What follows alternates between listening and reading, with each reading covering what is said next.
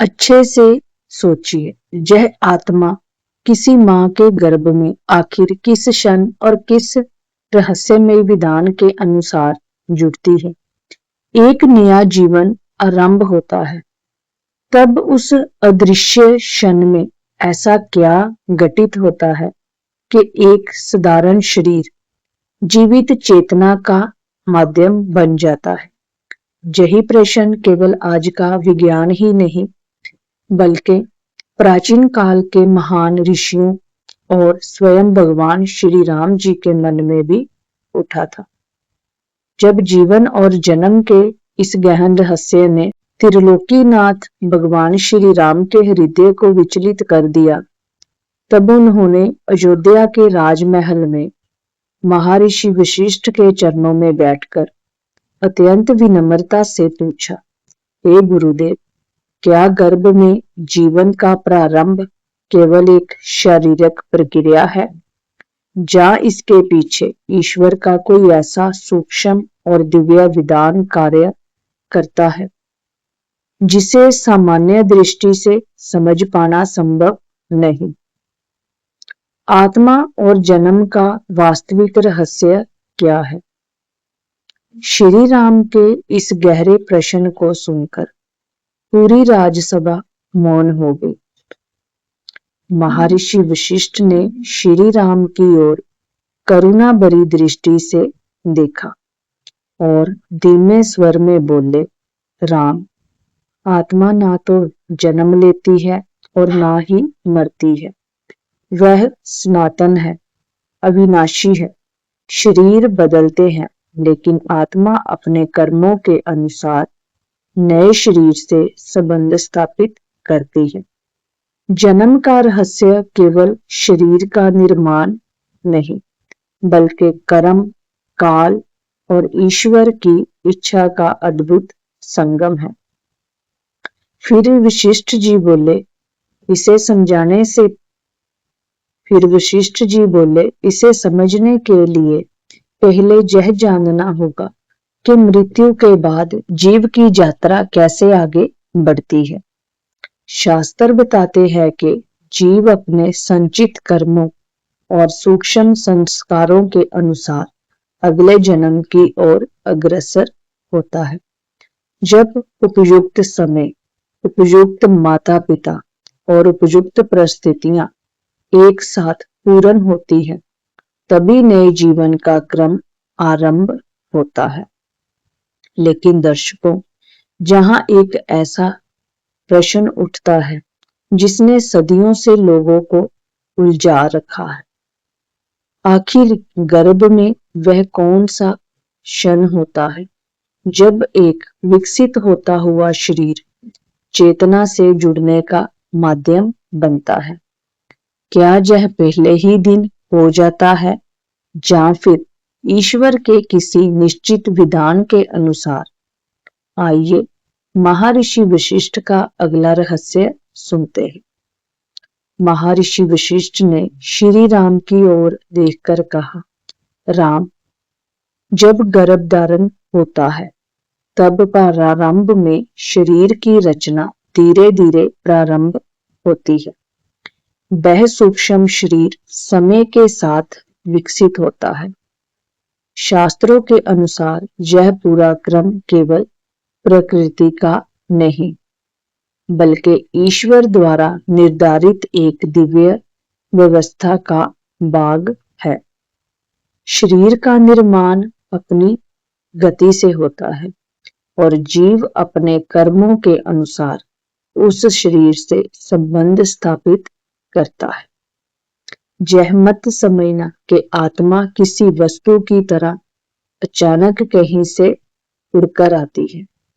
जीव का अगले जन्म से संबंध उसके कर्म, काल और ईश्वर की इच्छा से जुड़ता है। जब गर्भ उस जीव के अनुभवों को धारण करने योग्य बनता है, तब उसी के अनुसार चेतना का संबंध उस शरीर से स्थापित होता है। यही कारण है कि हर जन्म अलग होता है, हर जीवन अलग होता है, हर व्यक्ति का भाग्य भी अलग दिखाई देता है। लेकिन दर्शकों, जहां एक और बहुत बड़ा प्रश्न खड़ा होता है, यदि जीव अपने कर्मों के अनुसार गर्भ से जुड़ता है, तो क्या उसे पहले से पता होता है कि वह किस घर में जन्म लेने वाला है? क्या यह केवल संजोग है या पहले से तय किया हुआ ईश्वरीय विधान? यही प्रश्न श्री राम जी ने भी अपने गुरुदेव से पूछा। श्री राम जी ने विनम्र होकर कहा, हे गुरुदेव, यदि जीव अपने कर्मों के अनुसार जन्म लेता है, तो क्या वह स्वयं अपने माता पिता को चुनता है या फिर यह निर्णय भी परमात्मा ही करते हैं? आखिर कौन सी शक्ति उसे एक विशेष परिवार तक ले जाती है? महर्षि वशिष्ठ जी ने उत्तर दिया, राम, इस सृष्टि में कुछ भी बिना कारण नहीं होता। जीव जहां जन्म लेता है, वहां उसके संचित कर्मों, पूर्व संस्कारों और ईश्वर की न्यायपूर्ण व्यवस्था का परिणाम होता है। जिस परिवार में उसके कर्मों का हिसाब पूरा होना होता है, उसी परिवार में उसका जन्म होता है। कोई भी जन्म केवल संजोग नहीं होता। माता पिता केवल शरीर प्रदान करने का माध्यम बनते हैं। वास्तविक कारण जीव के कर्म होते हैं। जिस प्रकार बीज केवल उपयुक्त भूमि मिलने पर अंकुरित होता है, उसी प्रकार जीव भी उसी गर्भ से जुड़ता है जहां उसके कर्मों का क्रम पूरा होना निश्चित होता है। लेकिन दोस्तों, यदि जीव अपने कर्मों के कारण गर्भ में आता है, तो क्या उसे अपने पिछले जन्मों की कोई स्मृति रहती है? क्या उसे यह याद रहता है कि उसने पहले क्या किया था? या गर्भ में प्रवेश करते ही सब कुछ भूल जाता है? महर्षि वशिष्ठ का अगला उत्तर इस रहस्य का सबसे चौंकाने वाला पक्ष खोलता है। श्री राम ने अत्यंत गंभीर स्वर में पूछा, हे गुरुदेव, जब जीव गर्भ में स्थित हो जाता है, तब उस अंधेरे और सीमित स्थान में उसकी अवस्था कैसी होती है? क्या उसे अपने पूर्व कर्मों का कोई बोध होता है? क्या वह भगवान का स्मरण करता है या फिर गहरी अचेत अवस्था में रहता है? महर्षि वशिष्ठ ने शांत स्वर में उत्तर दिया, राम, शास्त्रों में गर्भवास को जीव के लिए अत्यंत कठिन अवस्था बताया गया है। विशेषकर श्रीमद् भागवत महापुराण में वर्णन मिलता है कि गर्भ में स्थित जीव अपने कर्मों के कारण अत्यंत असहाय अनुभव करता है।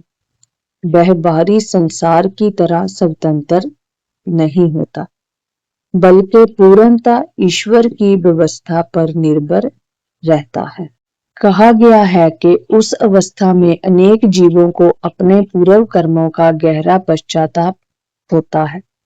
उन्हें यह बोध होने लगता है कि विषय वासनाओं और मोह के कारण वे बार बार जन्म और मृत्यु के चक्कर में पड़ते रहे। उसी विवशता में भीतर ही भीतर परमात्मा से प्रार्थना करते हैं, हे प्रभु, यदि इस बार मुझे मनुष्य जीवन मिले तो मैं आपको नहीं भूलूंगा, धर्म का पालन करूंगा और अपने जीवन को व्यर्थ नहीं जाने दूंगा। राम, गर्भ का यह समय जीव के लिए आत्मचिंतन का समय कहा गया है। वहां ना धन का अहंकार होता है, ना परिवार का मोह, ना पद का अभिमान। उस क्षण जीव केवल अपने और परमात्मा के बीच के संबंध को अनुभव करता है। लेकिन दर्शकों, यदि गर्भ में जीव को इतना गहरा वैराग्य हो जाता है, यदि वह भगवान से इतने वचन करता है, तो फिर जन्म लेते ही सब कुछ कैसे भूल जाता है? कौन सी ऐसी शक्ति है जो कुछ ही क्षणों में उसके उस दिव्य स्मरण को ढक देती है? यही प्रश्न श्री राम जी ने भी महर्षि वशिष्ठ जी से पूछा। श्री राम जी ने कहा, हे गुरुदेव, यदि गर्भ में जीव भगवान का स्मरण करता है और धर्म का संकल्प लेता है, तो जन्म लेते ही वह सब कुछ क्यों भूल जाता है? वह फिर उसी मोह, लोभ और अहंकार में कैसे फंस जाता है? महर्षि वशिष्ठ मुस्कुराए और बोले, राम, यही भगवान की जोग माया का अद्भुत प्रभाव है। जैसे ही जीव इस संसार में प्रवेश करता है, इंद्रियों का आकर्षण, संबंधों का मोह और संसार की चकाचौंध उसके मन को अपनी ओर खींचने लगती है। धीरे धीरे गर्भ में किया हुआ स्मरण धुंधला पड़ जाता है और जीव स्वयं को केवल शरीर मानने लगता है। इसीलिए संत बार बार कहते हैं कि मनुष्य जीवन का सबसे बड़ा उद्देश्य उसी भूले हुए सत्यों को फिर से याद करना है कि हमारा वास्तविक स्वरूप केवल यह शरीर नहीं, बल्कि परमात्मा का अंश है। महर्षि वशिष्ठ ने श्री राम जी की ओर देखकर कहा, राम, जैसे ही जीव गर्भ से बाहर इस संसार में आता है, उसी क्षण प्रकृति की जोग माया अपना कार्य प्रारंभ कर देती है। शास्त्र बताते हैं कि संसार में प्रवेश करते ही जीव इंद्रियों के संपर्क में आता है। स्पर्श, ध्वनि, रूप, रस और गंध, ये पांचों विषय धीरे धीरे उसके मन को अपनी ओर आकर्षित करने लगते हैं। गर्भ में किया हुआ उसका वैराग्य और परमात्मा का स्मरण धीरे धीरे धुंधला पड़ने लगता है। वह स्वयं को आत्मा नहीं बल्कि शरीर मानने लगता है। फिर मैं और मेरा का भाव उत्पन्न होता है। माता, पिता, परिवार, धन, पद और संसार का आकर्षण उसके मन को बांध लेता है। यही भगवान की जोग माया का प्रभाव है। लेकिन दर्शकों, यदि हर मनुष्य इसी माया के कारण अपने वास्तविक स्वरूप को भूल जाता है, तो क्या कोई ऐसा मार्ग है जिससे जीते जी इस जन्म मरण के चक्कर से मुक्ति मिल सके? क्या कोई ऐसा उपाय है जिससे आत्मा फिर उसी परम सत्य को पहचान सके? यही प्रश्न भगवान श्री राम जी ने भी अपने गुरुदेव से पूछा।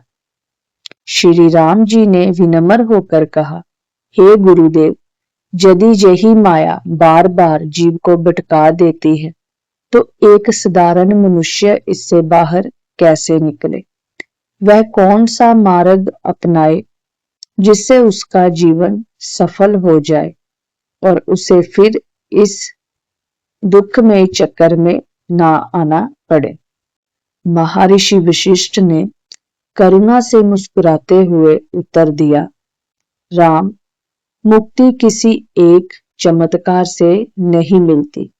वह धीरे धीरे शुद्ध जीवन, सत्संग, आत्मचिंतन और भगवान के नाम स्मरण और निष्काम कर्म से प्राप्त होती है।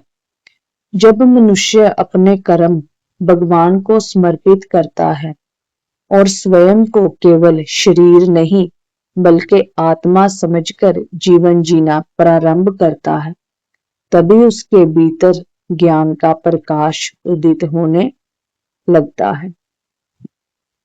जो व्यक्ति लोभ, क्रोध, अहंकार और मोह को धीरे धीरे छोड़कर भगवान की शरण स्वीकार करता है, उसके लिए यही जीवन मुक्ति का मार्ग बन जाता है।